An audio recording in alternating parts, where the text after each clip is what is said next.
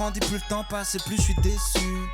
Sous l'emprise de Pour beaucoup, sa notoriété est née d'une polémique, un texte enragé accusé d'inciter à la violence. Je m'enivre de négativité et je me sens vivre.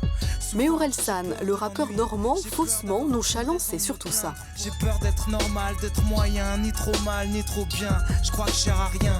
Des textes percutants, ironiques ou mélancoliques, dans lesquels Orelsan raconte la peur de l'échec et les vertiges de sa génération. Dans les lycées, nos scouts étaient débridés, maintenant c'est leur sexualité. Ça me choquerait pas si Marc Dorcel rachetait Walt Disney. Et qu'il illustre dans des clips stylisés influencés par les mangas et le 7e art. Et ça fait bim badabim, bim badaboum. Ils sont cool. Pas si étonnant donc de le voir signer son premier film. Dans Comment c'est loin, Orelsan raconte la galère de deux potes qui procrastinent au lieu d'achever enfin leur première chanson. Si on vous fait un son pour demain. Mais vous êtes pas capable de faire un son, les mecs. Mais si on est capable. Mais non, t'es pas capable, non. Mais si. Non. Mais si. Bah non. Mais si. Je dis que c'est... Et dévoile ainsi une culture cinématographique aussi large que surprenante. Ce film, c'est votre histoire et c'est celle de votre complice Gringe. Si vous étiez des Justin Bieber, j'aurais dit c'est éminemment narcissique, parce que je crois qu'il a sorti une biographie à l'âge de 19 ans. Ah ouais. Vous aviez envie de raconter quoi? Vous aviez envie de parler à qui aussi, peut-être? Ouais, justement, j'aimerais pas que les gens croient que le film c'est une biographie, parce que c'est pas du tout une biographie, quoi. C'est genre inspiré de nos vies, mais comme tous les films de tout le monde, en gros.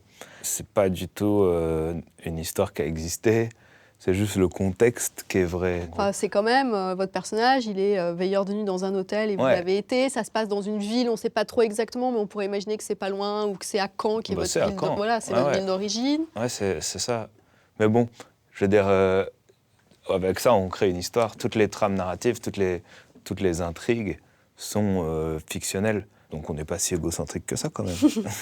Est-ce que c'est pas aussi une façon de dire, bah non, je suis pas que rappeur, j'écris pas que des trucs provoques. Il n'y a pas un petit côté. Bah, je pense que ça fait Aimez-moi. ça. Non, je pense pas. Je pense que ça fait ça. Enfin, oui, de toute façon, dès que tu fais un truc artistique et que tu le sors, il y a un côté aimez-moi. Mais l'idée, c'était de aussi montrer des gens qui sont pas spécialement représentés en règle générale dans le cinéma, quoi. Moi, je sais que j'aime beaucoup le cinéma américain indépendant des années 90, genre Richard Linklater ou Kevin Smith. Ou... Oui, Clerks, parce que moi j'ai beaucoup Ouais. pensé à Clerks. en Bah, voyant le c'est film, c'est ouais. une des rêves de ouf. Et puis j'adore les comédies musicales, et puis je fais de la musique, donc je pense que logiquement c'est là où j'ai quelque chose à apporter. Et la comédie musicale, Orelsan comédie musicale, a priori, c'est pas évident. Ah ouais, c'est marrant. Non, je sais pas. Je sais pas, j'adore les comédies musicales, j'ai Lesquelles toujours kiffé. Bah tout, je sais pas, Phantom of the Paradise, Grease, les trucs de Bob Fosse.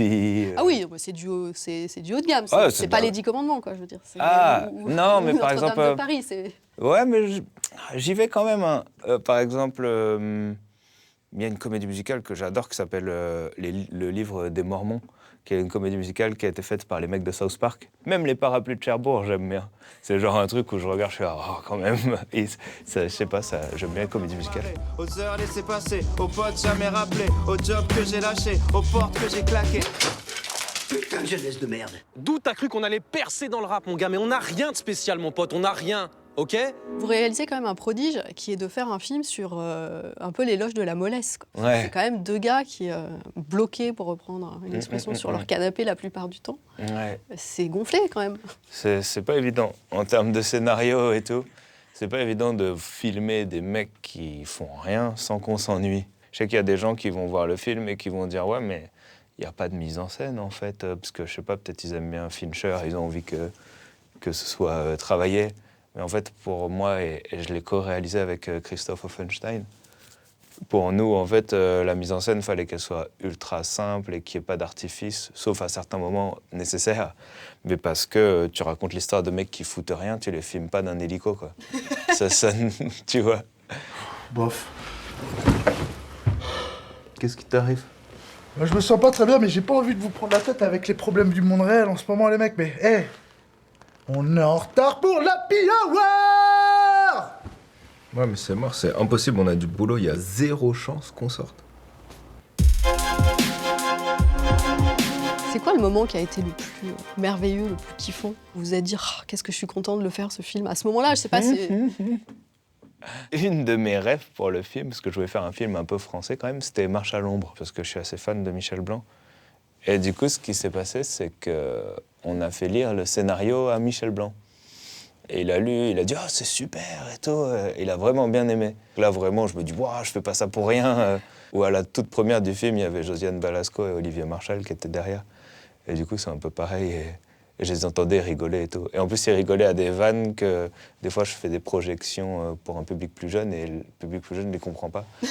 Et je me dis « Ah putain, cette vanne, elle marche. C'est juste, c'était pas la bonne cible. » Elle marche sur les vieux, quoi. Ouais, comme je pense que je suis entre deux âges, des fois, j'ai des vannes trop vieilles et des fois, des trop jeunes. Mon double menton, c'est une putain de zone érogène.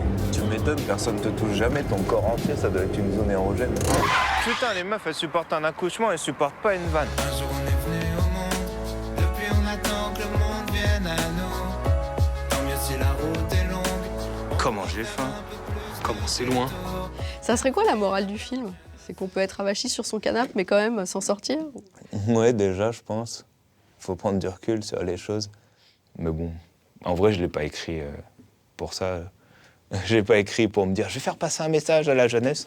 Je me dis pas je vais faire un film générationnel, quoi. C'est les producteurs qui se disent ça et qui se plantent en général. Si tu commences à dire on va faire un truc qui va marquer une génération, en général t'es mal barré, je pense. Faut pas penser à ça. Et justement, en termes d'écriture, les prochaines chansons, elles vont parler de quoi?